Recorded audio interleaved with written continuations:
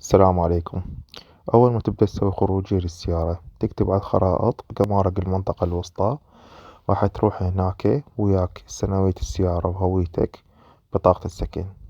قبل ما تطب للدائرة أكو جراج وأكو مكتبة على اليسار. الجراج شو تطبق بيه؟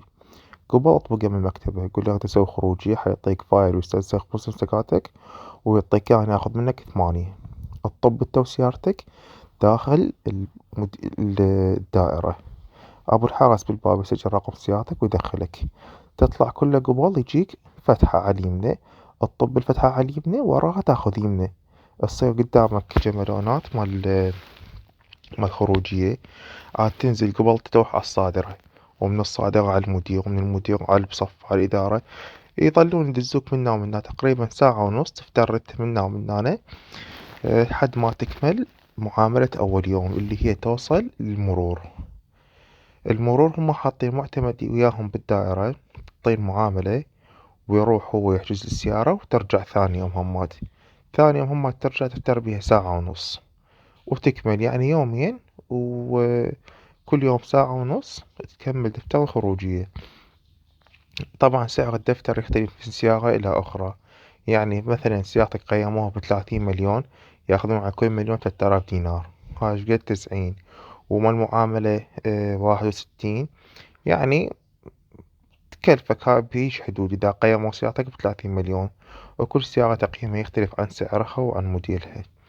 ورا ما كملت الدفتر الخروجية إيران بدون فيزا، تخابر هذول الرقمين اللي حطيت لك إياهم بالصور، اللي هو المنفذ المخلص العراقي والمخلص الإيراني. أول شي قبل يوم تخابر المخلص الإيراني وتخابر المخلص العراقي، تقول له أريد أطلع لإيران.